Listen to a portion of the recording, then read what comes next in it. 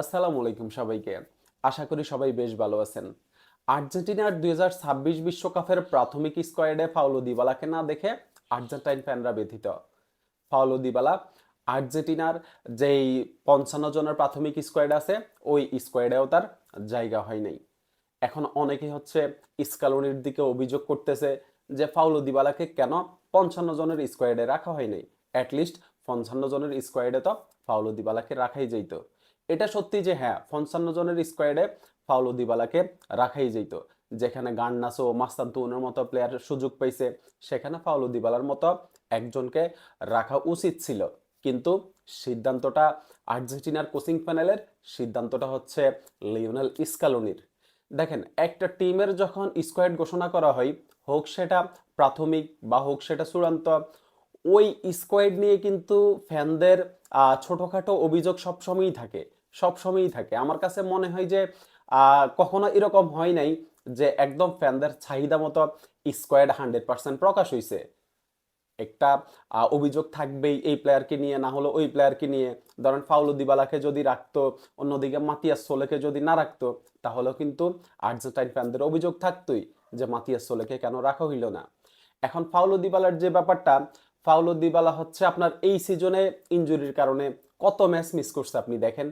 কতগুলা ম্যাচ খেলতে পারছে, ম্যাচ খেলার চেয়েও পাওলো দিবালার মিস করার সংখ্যাই বেশি।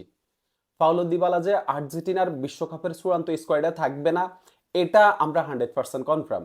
এটা নিয়ে হচ্ছে কেউ দ্বিমত করবে না যে পাওলো দিবালা হচ্ছে আর্জেন্টিনার বিশ্বকাপের যে চূড়ান্ত স্কোয়াড, এই চূড়ান্ত স্কোয়াডে থাকবে। ও হচ্ছে বিশ্বকাপের চূড়ান্ত স্কোয়াডে থাকার মতো আসলে অবস্থাই নেই। এই যে এই সিজনে আর যে ২-৩টা ম্যাচ বাকি আছে, এই ২-৩টা ম্যাচ পাওলো দিবালা আসলে ফিট থেকে সুস্থভাবে খেলতে পারবে কিনা, এটার গ্যারান্টি আসলে কেউ দিতে পারবে না। পাওলো দিবালার ফিটনেসের অবস্থা আসলে খুবই বাজে, খুবই বাজে। এই সিজনে ইনজুরির কারণে অনেক ম্যাচ মিস করছে পাওলো দিবালা। স্কালোনির যে প্ল্যানে নেই, এটা আমরা সবাই মোটামুটি জানি। অন্যদিকে ধরেন রোমার যে মাতিয়াস সোলে আছে, মাতিয়াস সোলে দুর্দান্ত ফর্মে আছে। মাতিয়াস সোলেকে আমরা হয়তো চূড়ান্ত স্কোয়াড যেটা, ওই চূড়ান্ত স্কোয়াডে আমরা দেখতে পাবো। আমার কাছে যতটুকু মনে হয়, আমি মনে করি যে মাতিয়াস সোলে যে ফর্মে আছে, এই ফর্মে থেকে মাতিয়াস সোলে আপনার হচ্ছে চূড়ান্ত স্কোয়াডেও জায়গা করে নিতে পারবে। এখন পাওলো দিবালা আমাদের কাছে একটা ইমোশনের নাম। পাওলো দিবালা হচ্ছে জায়গা পাই নাই, সেটার জন্য আমরা একটু ব্যথিত। কিন্তু সাথে সাথে আমরা হচ্ছে স্কালোনির যে সিদ্ধান্ত, এই সিদ্ধান্তকে আমরা চূড়ান্ত সম্মান জানাই। স্কালোনির সিদ্ধান্তকে আমরা সম্মান জানাই। পাওলো দিবালা হচ্ছে এই বিশ্বকাপটা খেলতে পারুক বা না পারুক, খেলার তো এখন আর কোনো সম্ভাবনা নাই। পাওলো দিবালা আমাদের কাছে একজন লিজেন্ড হিসাবেই থাকবে। পাওলো দিবালা আমাদের কাছে একজন ইমোশন হিসাবেই থাকবে। এখন পাওলো দিবালার সাথে সাথে আরেকজন প্লেয়ার হচ্ছে আর্জেন্টিনার ৫৫ জনের প্রাথমিক স্কোয়াডে জায়গা পাই নাই, সেটা হচ্ছে পাবলো মাফেও। আমার কাছে পাওলো দিবালাকে নিয়ে যতটা আফসোস লাগতেছে, তার চেয়েও বেশি আফসোস লাগতেছে আমার কাছে পাবলো মাফেওকে নিয়ে। মায়োরকার হয়ে কি দুর্দান্ত একটা সিজন কাটাইতেছে। আমরা সবাই নাহুয়েল মলিনার ব্যাকআপ হিসাবে আমরা হচ্ছে পাবলো মাফেওকে চিন্তা করতেছিলাম। আর ওইখানে পাবলো মাফেও হচ্ছে ৫৫ জনের প্রাথমিক লিস্টেও জায়গা পাই নাই। এই যে ৫৫ জনের এই প্রাথমিক লিস্ট, আপনার যদি কোনো প্লেয়ার ইনজুরিতে পড়ে, বিশ্বকাপের যেই ২৬ জনের চূড়ান্ত লিস্ট করা হবে, ওই লিস্ট থেকে যদি কোনো প্লেয়ার ইনজুরিতে পড়ে, তাহলে কিন্তু এই যে ৫৫ জনের লিস্ট থেকেই কিন্তু আপনাকে হচ্ছে ওই ২৬ জনের লিস্টে অ্যাড করতে হবে।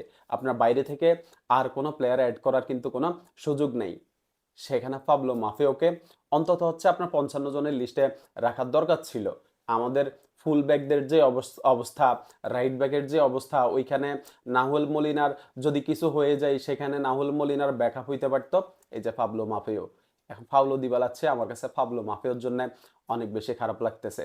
এখন পাওলো দিবালা এবং পাবলো মাফিও, এই দুইটা নাম হচ্ছে সবচেয়ে বেশি আমাকে ব্যথিত করছে।